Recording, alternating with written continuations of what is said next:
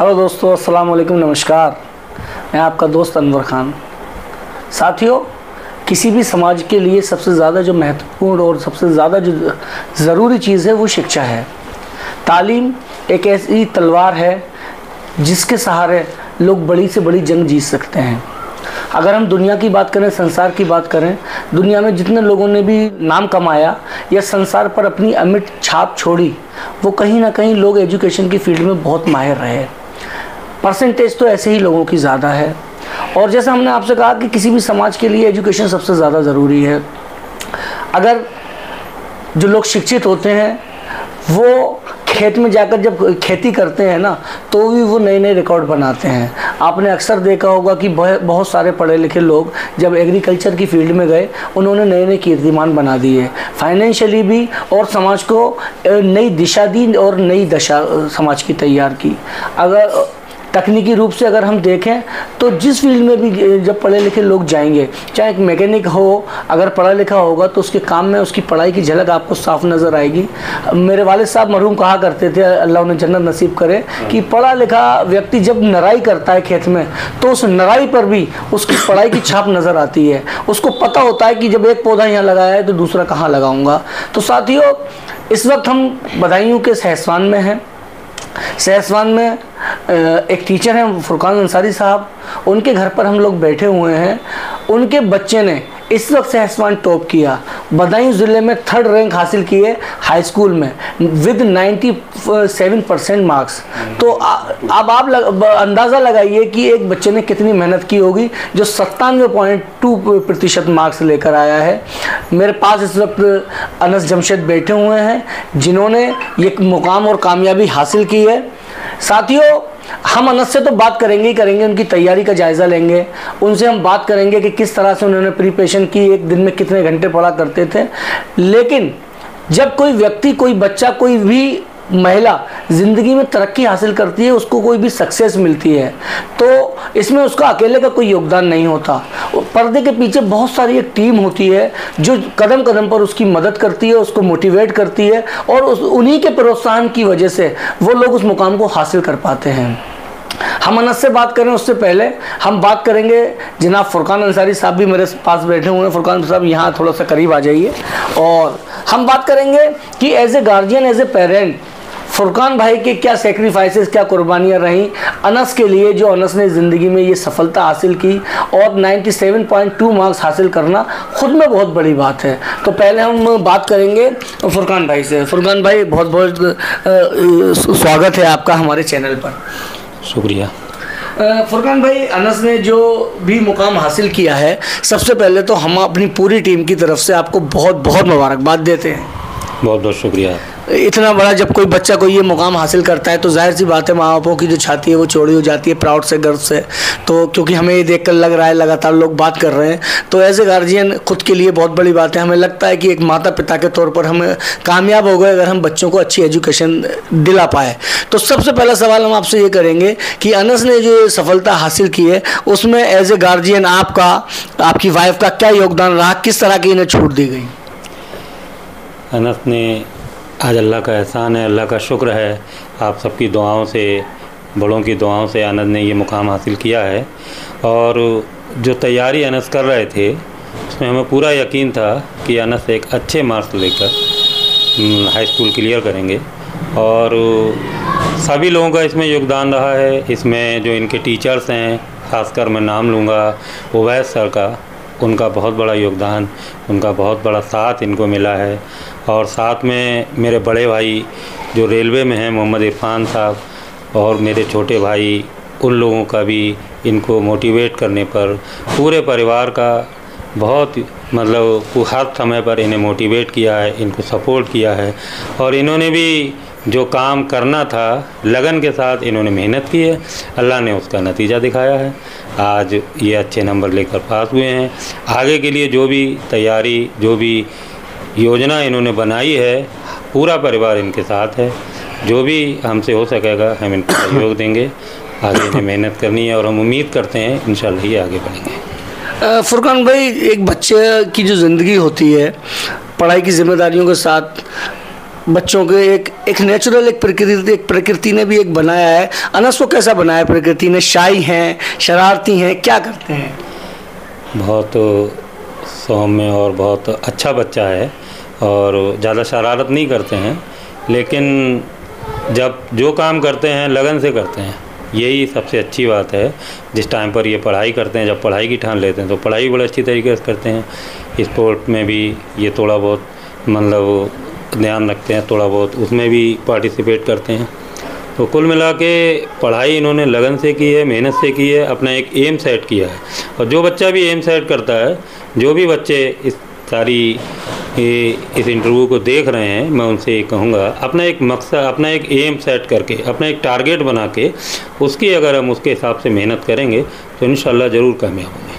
फुरकान भाई, जैसे हमने आपसे बात की और पता लगा कि आप खुद भी शिक्षा के क्षेत्र से जुड़े हुए हैं, खुद भी अध्यापक हैं और टीचिंग करते हैं, तो जाहिर सी बात है जब एक टीचर पर बड़ी जिम्मेदारी है। अगर आपके बच्चे ने 97% मार्क्स लेकर आया है तो एज ए टीचर अब ये आपकी भी जिम्मेदारी बढ़ गई है कि जिन छात्रों को आप एजुकेशन देते हैं अब उनके लिए भी आपको एक नया आयाम स्थापित करने होंगे।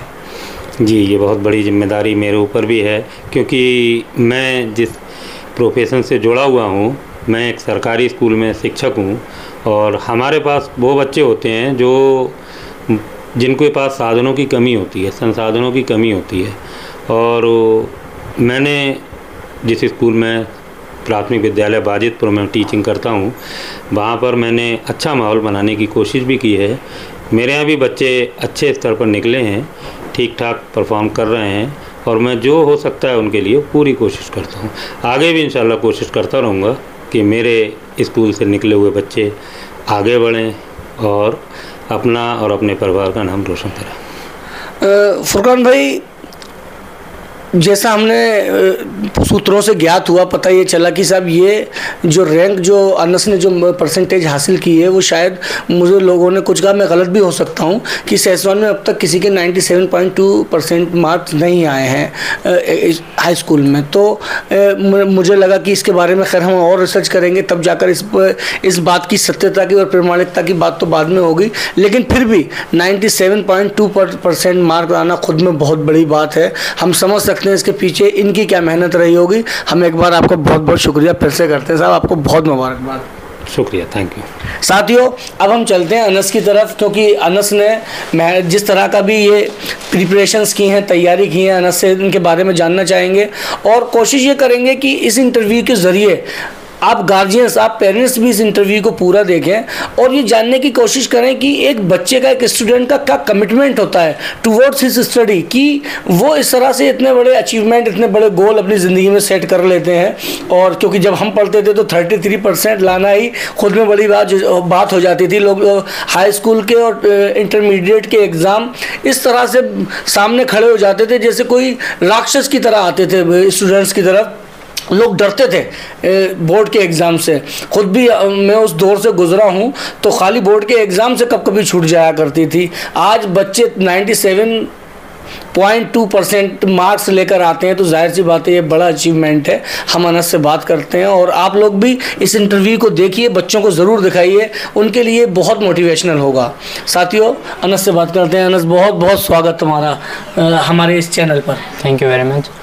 अनस, ये बताइए कि जैसे हमारी बात आपके फादर से हुई कि आप बहुत सौम्य किस्म के हैं, पहले हम बात इसी से करेंगे, क्या इतने ही सौम्य है? ये तो क्योंकि हर बच्चा अपने पिता के सामने बेहद सौम्य होता है, मैं भी था लेकिन बाहर मैं शरारती भी था, सब चीज़ें करता था। किस तरह दोस्ती वगैरह है? जी सर। क्या पसंद है आपको? क्या क्रिकेट वगैरह खेलते हैं, कोई इंडोर गेम खेलते हैं या आउटडोर गेम खेलते हैं, क्या करते हैं? आउटडोर गेम में क्रिकेट पसंद है। अच्छा जी। कौन सा खिलाड़ी पसंद है आपको? अभी तो सूर्य कुमार यादव। सूर्य कुमार यादव, मतलब हिटर पसंद है, बैट्समैन पसंद है।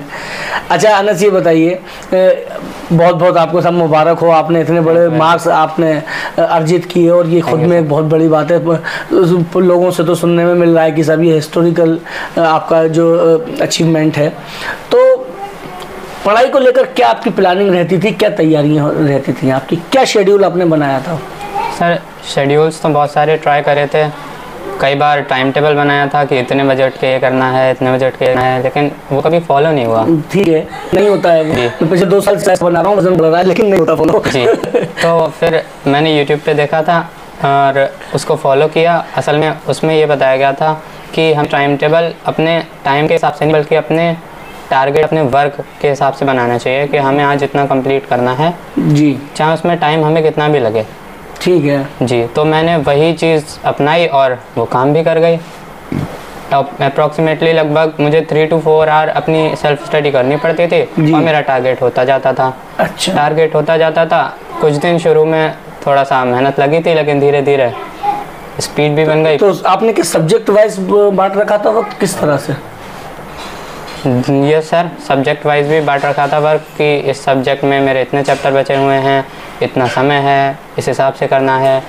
तो उसकी पूरी प्लानिंग बना रखी थी, कितने दिन हैं उसमें कितना करना है, उसी को फॉलो किया था और सब कुछ बढ़िया रहा।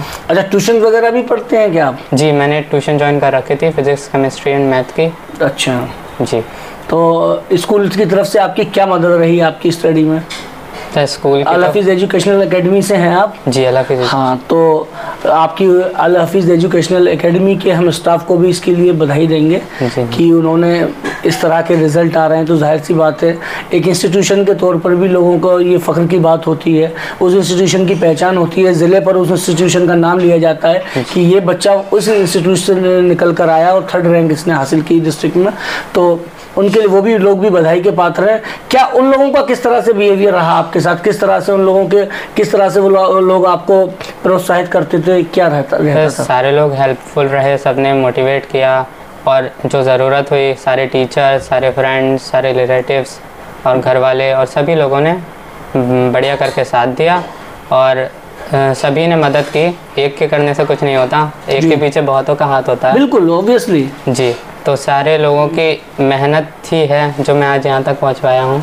फिर भी कोई 1-2 नाम ऐसे जो जहन में हमेशा रहे हों, जब ये 97.2 मार्क्स देखे हों, तो 2-3 चेहरे ऐसे ज़रूर रहते हैं कि याद आते हैं कि हाँ, इन लोगों का बहुत बड़ा। जी, मेरे टीचर जैसे मिस्टर उवैस सर जी, मेरे मैथ के टीचर और मेरे साइंस के टीचर आमिर सर, मेरी क्लास टीचर थी गुलफिशा मैम, सभी लोगों ने काफ़ी मदद की और मोटिवेट करते रहे, सही समय पे बताते रहे कि हमें क्या करना है, कैसे आगे बढ़ना है। मेरे बड़े पापा जो रेलवे में हैं, मेरे पापा ने बताया था, उन्होंने भी मुझे काफ़ी मदद की जी पढ़ाई में मेरी, और मेरे चाचू वगैरह ने भी समय समय पे जो भी हेल्प की ज़रूरत हुई हमेशा दी और मोटिवेट करते रहे। तो ये जो आपका जो सेंटर था वो कहाँ था? Coaching centre? नहीं, जो आपको जो आपके एग्जाम यहीं स्कूल में हुई या कहीं और गए थे आप? बिलसी बाबा इंटरनेशनल। बिलसी बाबा इंटरनेशनल स्कूल में आपके एग्जाम रहे। अच्छा, और बच्चों का क्या रहा आपके स्कूल में? सर, मेरे स्कूल में जो 2nd पोजीशन आई है वो 88 पॉइंट समथिंग। तो इसका मतलब बढ़िया, अच्छा स्कूल का जो परफॉर्मेंस है बढ़िया रही है। जी जी। अच्छा ना, एक बात बताइए, आप फ्यूचर को लेकर क्या प्लान है आपका? सर, मेरा फ्यूचर प्लान JEE IIT के लिए है।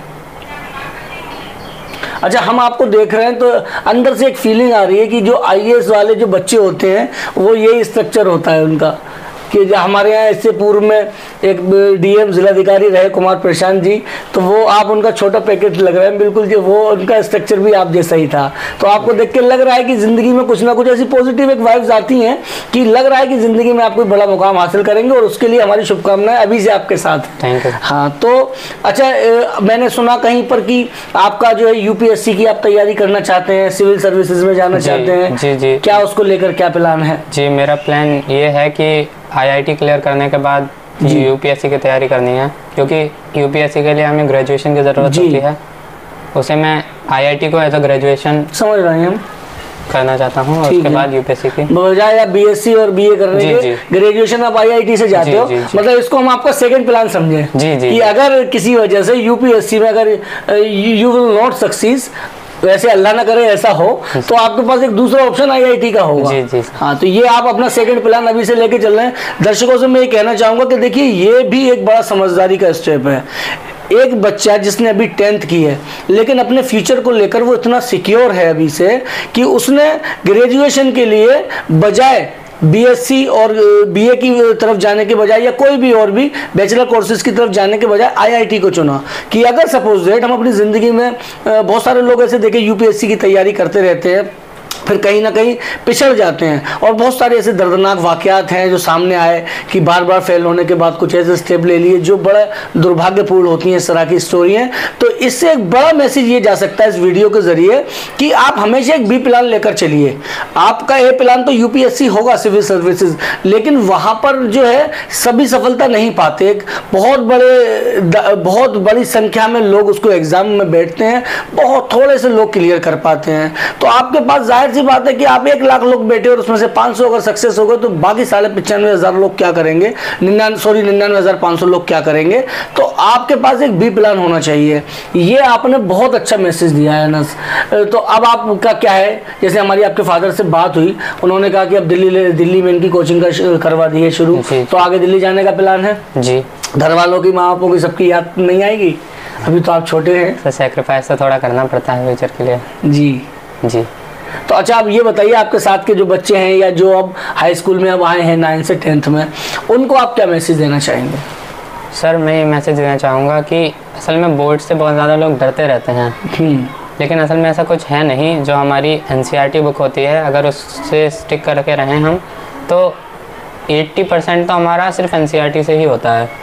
बाकी स्कूल और कोचिंग इतना करा देते हैं कि बाकी सब भी कवर हो जाता है जी। अगर उन सब के साथ चलते रहें तो फिर सब कुछ बड़ी आसानी से हो जाता है। देखिए, ये थे हमारे साथ अनस, और इन्होंने थोड़ी सी बात इनसे हमारी हुई, लेकिन इस कभी कभी क्या होता है कि आप बहुत बड़ी लंबी आपका इंटरव्यू होता है और उस इंटरव्यू में भी आप सही चीज़ें पकड़ नहीं पाते, और एक छोटे से बच्चे जाके एज ए इंटरव्यूअर, मेरे लिए भी ये बड़ी बात है कि मैंने एक बच्चे से बात की और बच्चे का आईक्यू लेवल इतना ज़बरदस्त है कि बहुत थोड़े इंटरव्यू में सब कुछ निकल कर सामने आ गया। तो साथियों, अनस हम एक सवाल आखिरी आपसे करेंगे, उसके बाद विदा लेंगे। अक्सर ऐसा देखा गया कि बहुत सारे बच्चे सिर्फ स्टडी पर ध्यान देते हैं, खेल कूद की तरफ उनका ध्यान नहीं होता। कभी कभी पेरेंट्स भी रोकते हैं कि मत खेलो बेटा और पढ़ोगे। कहावत पहले होती थी, क्या खेलोगे कूदोगे तो होगे खराब और पढ़ोगे लिखोगे तो बनोगे नवाब। तो क्या होता है कि खेलने कूदने की तरफ से माँ बाप खींचना चाहते हैं। ऐसे पेरेंट्स को आप क्या कहना चाहेंगे? हालांकि आप बहुत छोटे हैं पेरेंट्स को गाइड करने के लिए, फिर भी आपकी क्या राय होगी? क्योंकि एक बच्चे की जो फीलिंग और जो मनोस्थिति होती है वो आप बेहतर समझ सकते हैं, क्योंकि आप खुद एक बच्चे हैं। तो आप उनसे क्या कहना चाहेंगे? सर, जो खेलना कूदना और ये सारी एक्टिविटीज़ हैं, ये सिर्फ हमारे फिज़िकली हमारे लिए इम्पोर्टेंट नहीं होती। फिज़िकली तो होती हैं, उसके साथ साथ हमारे मेंटली भी बहुत ज़्यादा इम्पोर्टेंट होती हैं। पढ़ते पढ़ते हमारा दिमाग जो है, अगर पढ़ते रहेंगे तो फ्रेश नहीं रहता। उसे रिफ़्रेश करने के लिए अगर हम थोड़ी देर बाहर खेल के आते हैं, कुछ करके आते हैं, तो बिल्कुल रिफ़्रेश हो जाता है। और उसके बाद जब हम पढ़ते हैं ना, तो पढ़ने में अलग ही मज़ा आता है। ज़्यादा डेटा फिर रिस्टोर कर सकते हैं हम। जी। साथियों, अनस के साथ बात करके बहुत अच्छा लगा, और मेरी ये गार्जियन से, मेरी ये पेरेंट्स से ये गुजारिश है, इस वीडियो को आप देखिएगा ज़रूर, और आप महसूस करने की कोशिश कीजिएगा कि एक बच्चा जिसने स्कूल का टॉप किया, जिसने अपने कस्बे में टॉप किया, वो उसके दिमाग में क्या चल रहा है, सब चीज़ें लेकर, किस तरह से वो अपने फ्यूचर को लेकर कंसर्न है, किस तरह का उसका लाइफ स्टाइल है, खेल कूद भी रहा है, पढ़ भी रहा है, और अपने माँ बापों का सीना गर्व से चौड़ा भी कर रहा है। साथियों, हमारे साथ आगे भी जुड़े रहिए। बहुत बहुत शुक्रिया।